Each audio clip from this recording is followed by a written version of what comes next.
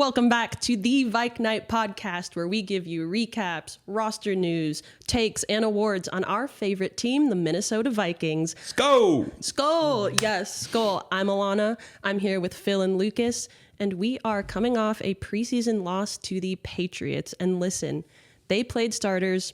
We really didn't. We're not sweating it. No. Or are we a little bit? I don't know. We'll get into that later. Oh, no. We'll get into it. But first, let's start with a recap of that second preseason game. The Vikings fell 20-12 to the Patriots, and with J.J. McCarthy sitting out for the remainder of the season, pretty much all eyes were on those backup QBs.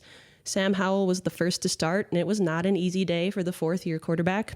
He played the majority of the first half against the Patriots' first-team defense, completing just 1 of 5 passes for 13 yards and having an interception. Brett Rippon then closed out the second quarter going 7 for 11 with 83 yards. Arguably, though, the most intriguing part of that game was Max Brosmer. He closed out the entire second half. He was who I was looking forward to seeing last week. And while no Vikings quarterback had a really great day, no one really stood out super strong. He finished with the most yardage. He threw for 15 for 27 with 156 yards, led the team into the red zone for a potential tie with under 2 minutes left. Yes, sir. But overall, not too much to be jazzed about. I don't know. Alana, I feel like this game was an exercise in patience. You know, truly a classic preseason game. Sloppy play, just boring football. A lot brighter days ahead for our Vikings, but still some stuff to talk about with this game. So we'll get into it. What do you think, Phil? Yeah, it was kind of just a reason for why most people don't watch preseason games.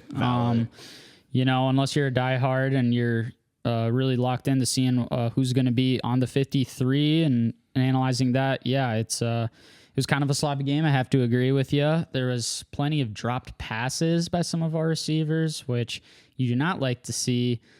We had some turnovers. And then, as KOC said when he was mic'd up in the third quarter during the broadcast, just some silly penalties going on as well. So I'm hoping they'll get that cleaned up.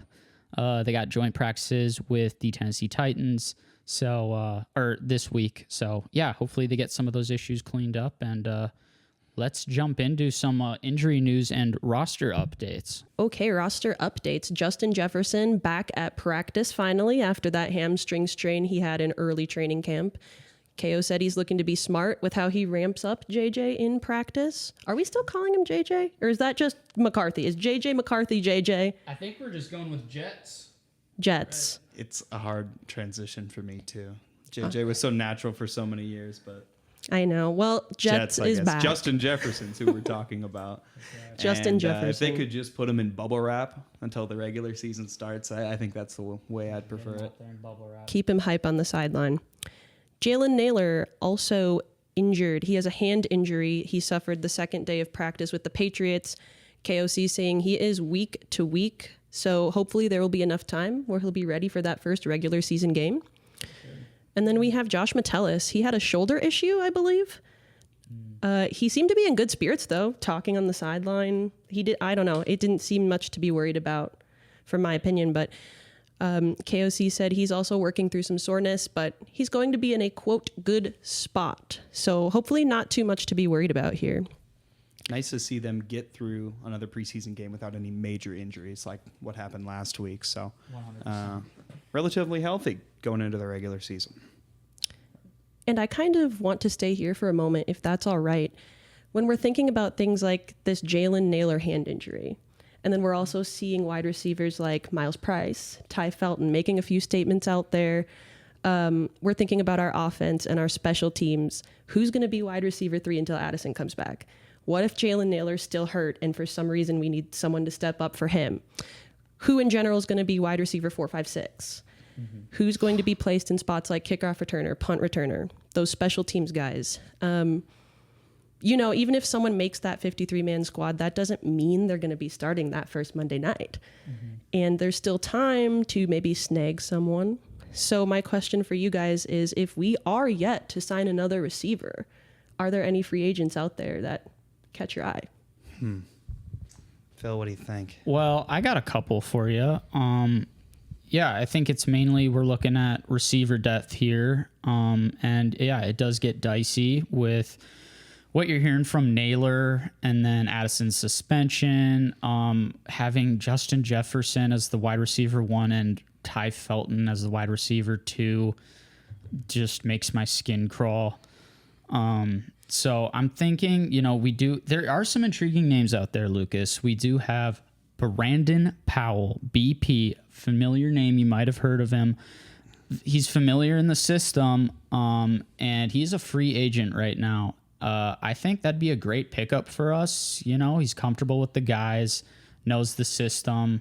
I would not be mad at Kwesi for making a move there. In news from today, DJ Chark was released from the Atlanta Falcons. 7th season in the NFL, played for 4 different teams. He's gone for 3,100 yards in his career, 24 touchdowns, selected to a Pro Bowl in 2019. So this is an experienced wideout who, has done some good things in his career for sure. And, when KOC gets his hands on him, who knows what kind of player he can be. So I think that's one thing that we really need to look into. I don't know if there's any names you have in mind, Lucas. Yeah, I'm just kind of pulling up a list of free agents here, but what I'll say about DJ Chark is I kind of like that. I haven't heard his name in a while. I mean, you mentioned his Pro Bowl season was in 2019. We haven't seen a ton from him since, but I remember him coming out of LSU as a big-time prospect at the wide receiver position. Mm-hmm. He's a huge, fast receiver with good hands, and maybe there is a place for him on our team. I don't know what happened with Atlanta, but maybe a fresh start in Minnesota would be great for DJ Chark. That LSU connection is going to run strong with the wide receiver 1. So that's an interesting name. I do like Brandon Powell.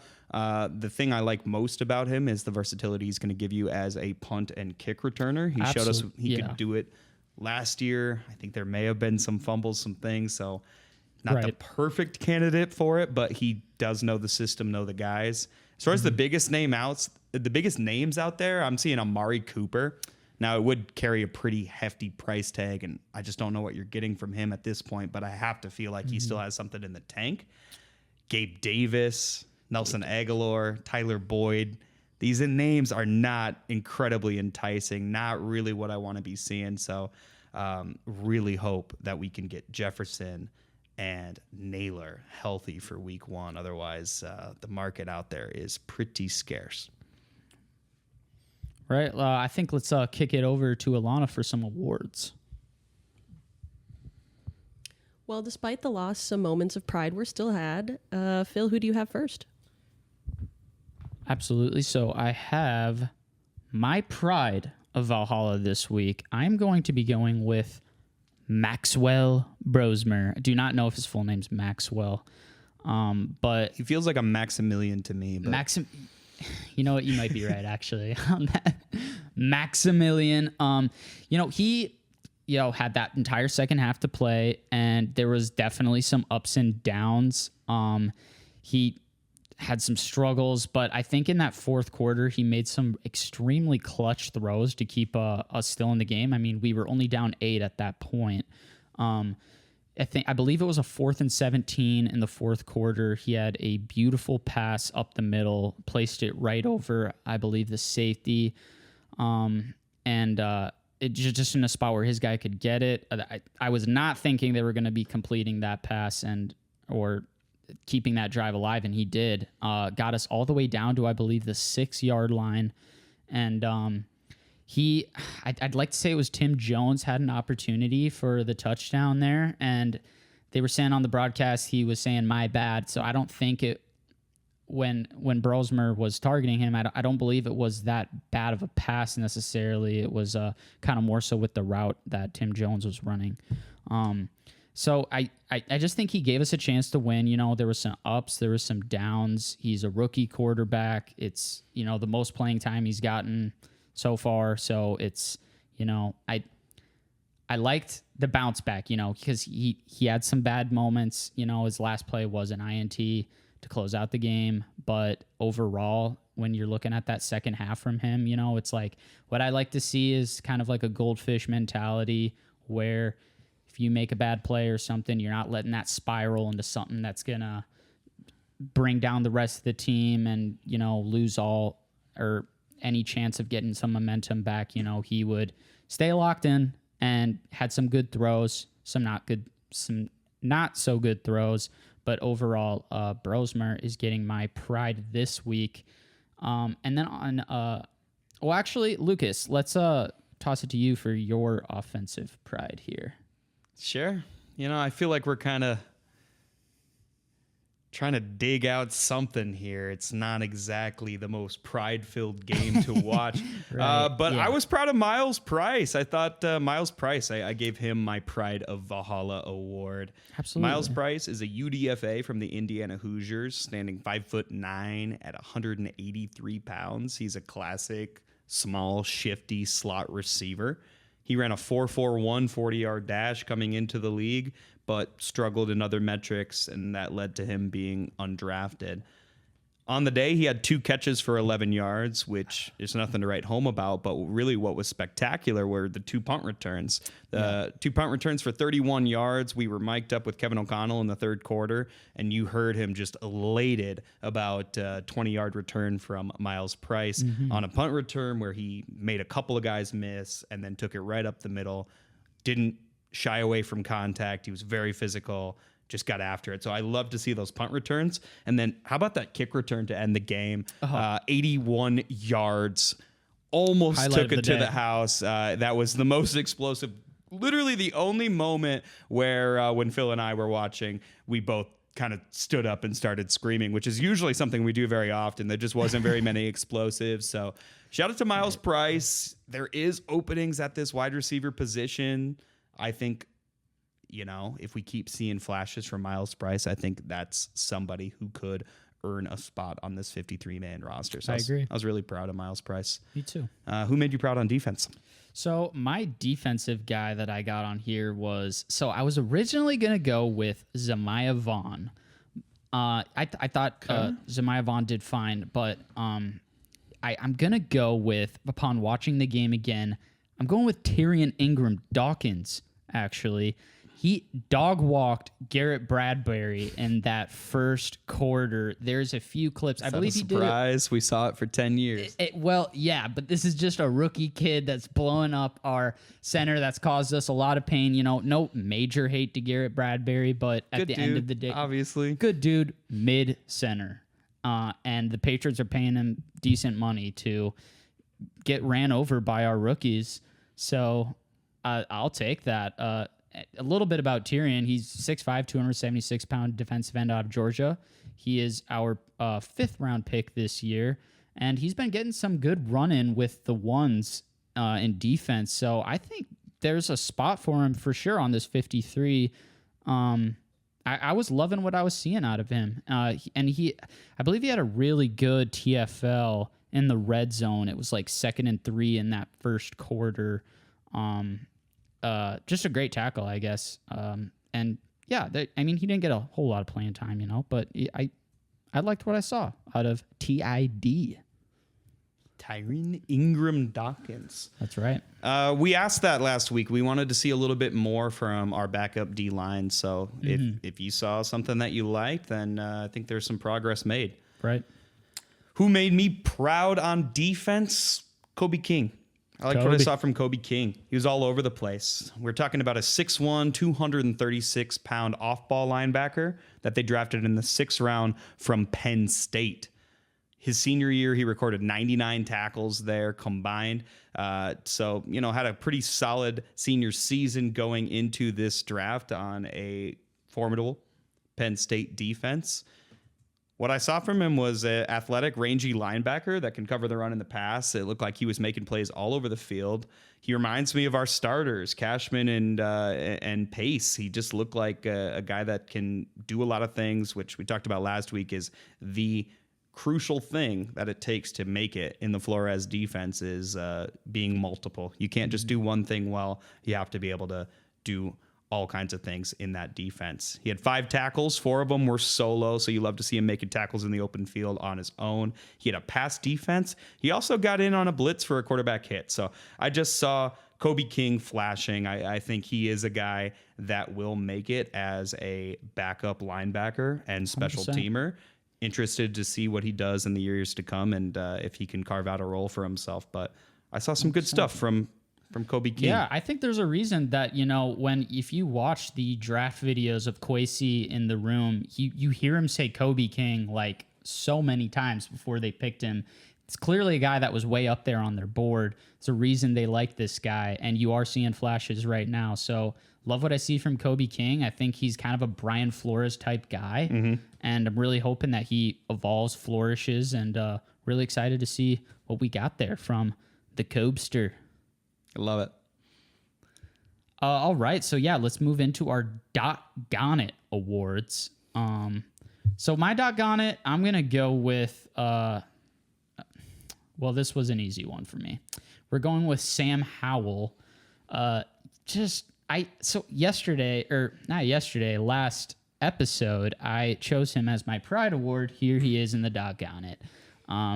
He went 1 for 5, 13 yards, finished with a whopping 0.0 quarterback rating, which is pretty hard to do. I feel like, we could chuck one of us in there and we might be able to get 1 or 2 on the QBR. So just not great. He had a very disgusting pass that was intercepted, spinning out of pressure. I believe he had a guy draped all over him and just kind of lobbed that ball up in the air, and it was picked off. And, when you have plays like that, especially how this game finished as a, 8-point game, it's like those are the plays that can, make or break it for your team. And it was gross. The announcer said it was terrible. I was reading comments. People are saying it was one of the worst interceptions they've ever seen, which is a little hyperbole. It's the preseason. They're making dumb plays sometimes, but it was bad. So Sam Howell left a lot to be desired. I think he is going to be the QB2. He has the experience and whatnot. I don't think, no matter how horrible or what we're hearing from training camp about his struggles, I think he is locked into that QB2 spot. But yeah, it's just he was going against the Pats first team defense, but Sam Howell gets my Doggone It. He did not play well. I think it's something that you can almost expect from him. This is a guy, his rookie year when he was forced into the starting role, that led the league in passing, but also led the league in interceptions. Mm-hmm. And it's going to be a part of his game. He is not an elite level NFL starting quarterback. No. And, maybe he slots into the backup role nicely. Hopefully he is something of a veteran presence for JJ. But I just am not overly impressed with what we see from any of our backup quarterbacks, which this one's going to be hard to hear, Minnesota fans, but my Doggone It award goes to Max Brosmer. Oh, wow. I know you gave him your pride, but I don't really know what there is to be proud about. It is really not that very good of a game. We're talking 15 for 27 for 156 yards, 0 touchdowns, that terrible interception at the end of the game, and then 2 fourth down conversions that were failed. I felt like he had all the opportunities in the world to really showcase his stuff. He was given a whole second half to play against the 3s and 4s of the Patriots. And it's like, remind you, the Patriots were not a good team last year. They did not go out and sign a bunch of elite players on defense. These 3s and 4s are not high-level players, and Brosmer really couldn't get it going against them. The yards per attempt was tough to see, 5.8 yards per attempt, which is just not operating the Minnesota Vikings offense to the standard that it has been. I look at numbers like 2022, Kirk Cousins had a 7.1 yards per attempt. Sam Darnold last year, 7.9 yards per attempt. The Vikings offense pushes the ball down the field. They're great off of play action. They're a deep passing team, and if you can't do that, you're not going to be able to be a quarterback in this offense. Mm-hmm. I saw horrible sacks that he took. That one where he rolled out, and I think it was like a 15-yard loss, and you just can't have that. Those are drive killers. I think the drive ended in a 3rd and 29 or something like that. And then he took a sack on that too and ended up punting at 3rd and almost 40. So that's really, really not good. I don't see him as somebody that makes the roster. I just don't think he's an impact player. I think you got Howell slotting into that quarterback 2 role. I don't think they carry a 3rd quarterback. So then I think Rippon gets cut. And then I think Brosmer gets brought back on the practice squad, if anything, but maybe not even that. I just don't think that he has a super strong future here in Minnesota. I just don't think he's going to be an NFL quarterback. I'll push back real quick. This is undrafted guy. It's the preseason. I believe the Patriots in their first preseason game, they blew out. Can't remember who they played, but it was like a 38 point, So they're a bunch of tryhards, I guess. They got, as they have been, but, and they got smoked in joint practices. That was one thing that we saw. McCarthy was lighting them up on Thursday, probably left a bad taste in their mouth, and Vrabel got those guys juiced up, ready to go. Like they did bring a lot of zero blitzes at a pretty young and experienced quarterback. So yeah, we'll see how he does next week. Hopefully, it doesn't help either that he had 4 of his receivers drop passes. So it's like I don't know how much. It was all gross to watch. I'm still a Brosmer believer. I hope, if we do put him on the practice squad, that he can continue to learn and develop. But that kind of shows what kind of game this was, with Lucas giving Brosmer the doggone it to Brosmer, and me giving the pride. So it's kind of just an up and down day. My defensive doggone it is going to go to, I believe I had Tavier Thomas.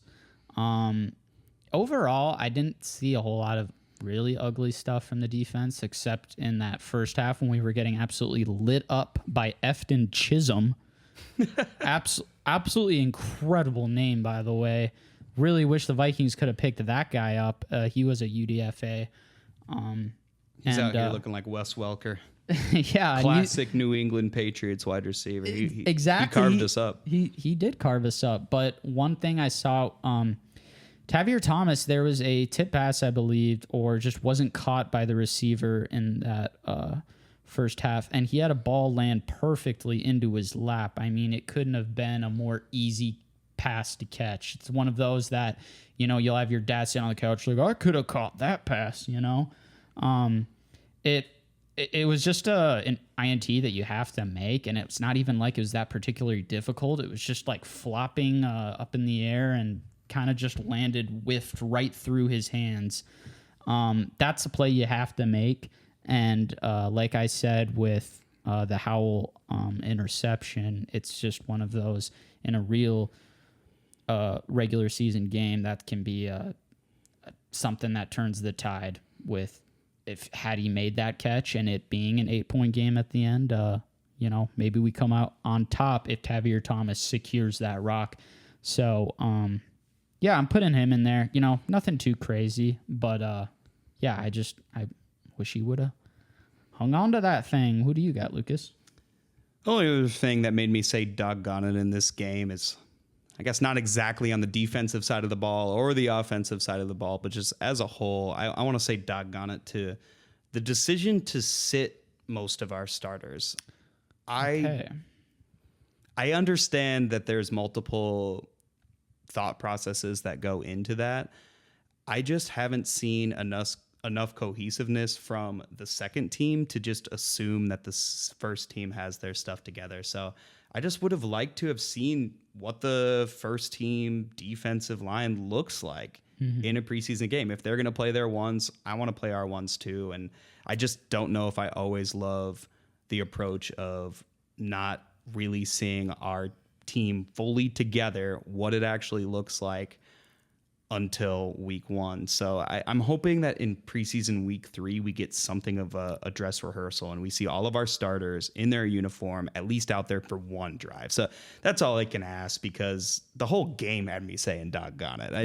It just was lame. I mean, we're watching guys that most likely we're not going to be seeing going forward into the season. You know, we're seeing some guys that are going to be on the fringe of the roster, but I mean, the whole second half of the game, we're seeing guys on defense that we're probably not going to be seeing out there. So it's not even worth analyzing or doggonning. Yeah, I'd have to agree. Would have been nice to see a few more starters out there for sure, because there was a lot left to be desired with what we saw overall. So, Well, burning hot Brosmer take, Lucas. Sorry, Alana. And I know I'm very biased. I would love to see a Gopher be that QB2. I get it. I understand it. It makes sense. I just really hope he's not the kind of guy where we're hype about him and then we just never talk about him again. Just into oblivion, he's gone. And a quick note on Tyrion Ingram Dawkins. If we see more of him, I am declaring him Lord Tyrion. For like the that. Game of Thrones fans out there. I like that. I don't think you guys are, but I have to let it be known for whoever out there is. But Lord Tyrion sounds like a bad dude. we'll roll with it. But let's have some fun with our mystery awards of this week. And just quick reminder, this is where Lucas and Phil come up with their own rewards. They have to guess each other's winners based on the name. So Phil, who is your mystery award? All right, so I got my mystery award as the Come On Down award. I probably could have said that better. Okay. I don't even think I had any idea on this until I heard you say it. Now I'm thinking Price is Right. Come on down. You're giving this award to Miles Price, bro. Oh my gosh. See, okay, I was thinking about naming it like the Alex Trebek Award. And I was like, okay, that's a little too giving it away. So maybe I'll just say, come on. Oh, really? Who is on The Price is Right? Well, Alex Trebek is Jeopardy. Oh, well, and shoot. Bob Barker. I watch the late football. I Bob don't watch Barker. these grandpa shows. So I'm, yeah. Don't disrespect the legend like that. Yeah, R.I.P. to both. Yeah. So did I get it right? Is it Miles Price? Okay, the Price indeed, is Right. The Price is Right with Miles Price. I loved that explosive play at the end there. 81 yards, I believe you said. Yeah, that had me jumping up, clapping. Lucas was getting ready for work. He had to run out of his room to see what I'm freaking out about. And yeah, that was really cool to see. And after the game, what I loved was in his post game, you had a reporter asking him about it, and he's like, that's my favorite position in the world to play is kick return. And the reporter is kind of surprised, and even me as well. Like, he's like, most guys wouldn't necessarily say that kick returning is your favorite position. He said, it's just like backyard football. You're making guys miss. If you make that first guy get off balance, you're taking that thing to the house potentially. And he ran out of juice a little bit towards the end there, but he really gave us a shot getting into, like, I think he took it all the way down to the... It was within the 10. Yeah. Looked great. I feel like he's got some serious stones on those returns. I mean, you have to be a little bit crazy to be a punt returner, kick You returner. do. I mean, you got 11 guys getting a 50-yard head start, sprinting straight at you. And he, for a rookie, seemed to handle himself well. He brought in all three of those balls really clean, and he was making guys miss. He looked shifty. He looked like he knew what he was doing. So I kind of hope he is our returner. I think he's a guy. So I'm excited to see more from The Price is Right, Miles Price. Price is Right, Miles Price. Lucas, who do you got? Let's see if you get this one. Okay. It's a quote. The G-Bot Award. That's Kevin O'Connell. He said that in his during the game. When He mic'd sure up. did. I thought this was the coolest part of the preseason game. This is the thing that I've been the most excited to talk about this entire podcast was the moment that we got to watch our coach go through his thought process through a whole quarter of football. It was really amazing. I mean, to step inside the mind of Kevin O'Connell and see what he's got going on, even for this preseason game, he's so locked in. He is so wired for football. He loves this game. You can tell. And I am so glad that he is the one that is leading our team. One thing, so the moment he's talking about the G-Bot Award, which G-Bot stands for Get Back on Track, it's a style of play that they run on offense after something bad happens. Let's say a penalty that puts them behind 5 yards. Kevin O'Connell is going to want to institute a G-bot play, a get back on track play. And immediately after he talked about this, what we saw was a quick hitting pass play. It was an 8-yard out route to Miles Price, actually. So I think at the core of our offense, even though we may present ourselves as wanting to be more of a run-heavy team this year, I still think that when the going gets tough, Kevin O'Connell is going to lean on these type of quick hitting passing plays. I think these are the type of get back on track, routine plays that they are probably hammering home with JJ McCarthy to get him back into a rhythm. And so I think we can see a whole lot of those plays. I'm talking quick slants and quick outs, 3-step drop, hit your guy. So I was really interested in that. And I feel like it was actually a huge indicator of the identity of our offense. I think we haven't really gotten to know what our offense is going to be this year with a new quarterback, new running backs. I mean, there's so many things, so many moving pieces that we don't know what our offense is going to look like. But I thought that was something of an indicator. So, I didn't get a guess yet. So are we giving this to Kevin O'Connell then? Oh, it is. Yeah. You got it. Okay. G-Bot award. All right. win. You know what? I get a tally mark. You forgot to let me guess. Count it. I was going to say KOC. So I thought you did. There we go. I think you did, friends. Okay. Other thing I liked about Kevin O'Connell in this game, he said fuck on live TV. That's awesome. I think we've been, not so sure if this podcast is going to be a kid-friendly podcast. I didn't know if we were trying to censor ourselves at all, but since our coach just yelled fuck on live TV, I think, if we're really feeling it, if our team's making us feel a certain type of way, I think we can as well. So pride award to Fox 9 for not bleeping that. And they had no time. There was no opportunity. They just let it rip. So just final notes on Kevin O'Connell. This is my favorite coach of any sports team I have ever been a fan of in my life. Like, he is a true leader of men. He is such a good guy, such a great coach. I never want to see the day where Kevin O'Connell isn't the coach of the Vikings. So no matter what happens with JJ McCarthy and all this stuff, I think he has earned that respect to really coach this team for the long haul. I think KOC is going to be the Phil Jackson of the Minnesota Vikings. I would just love that. A Hall of Fame, just quintessential type of coach that everybody references and everybody leans on as an example of what a great one looks like. So I love that Phil Jackson reference. I was thinking Bud Grant. We have so much respect for Bud Grant. Absolutely. He's the all-time wins leader for the Minnesota Vikings. He coached them to 4 NFC championship game victories. And it's just an amazing coach, and obviously just so well respected in the Viking sphere. And that's really where I see Kevin O'Connell going. I think he could hopefully one day surpass the great Bud Grant and be the greatest coach that the Vikings have ever had. So I can see it. I could shed a tear about this right now. Yeah, I dude, my love eyes my itching. coach. I'm not wiping a tear, but yeah, I mean, I might as well. Be. It's he's a great coach and somebody that I am super fired up about. So while this game was boring, at least we got that 15 minutes of Coach O'Connell mic'd up. That was pure gold. And I love our guy. So have to agree with you. So Alana, what can we be looking forward to for next week? More unfiltered KOC on Fox 9. God, I hope so. Elite sportscasting in Minnesota, if you ask me. Also, quick fact check, because we believe in journalistic integrity here. Drew Carey is the host of Price is Right. Drew Carey, all right. Drew Carey. But really what I'm looking forward to is seeing who's going to make that final push to show they're ready for regular season. Some more Felton, some more Price. Xavier Scott versus Ty Chandler for RB3. But like Lucas mentioned, more starters as well. That would be much more exciting. We will see what happens tonight when the Vikings meet the Titans in Nashville at Nissan Stadium. Kickoff is at 7 p.m., starting a run of night games for the Vikings. We've got 1 week left before the real deal, you guys. Woo! So signing off, I'm Alana. I'm Philly Boy. I'm Lucas.